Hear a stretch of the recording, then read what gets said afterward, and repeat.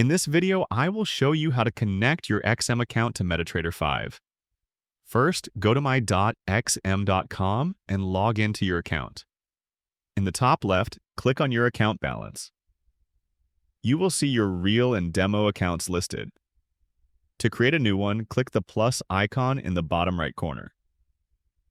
Choose whether you want a demo or real account. I will choose a demo account for this example. Make sure you select MT5 as the platform, then click Continue. Next, choose your account type. I will select Ultra Low Standard, then Continue. Now you can set up your trading preferences. Choose your leverage, account currency, account balance, and name. When you're done, click Continue.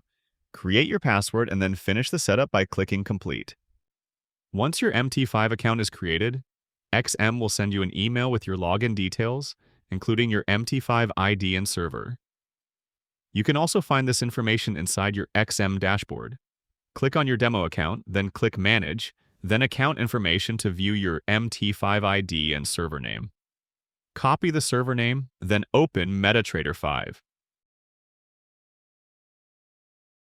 In the top left, click File, then select Open an Account.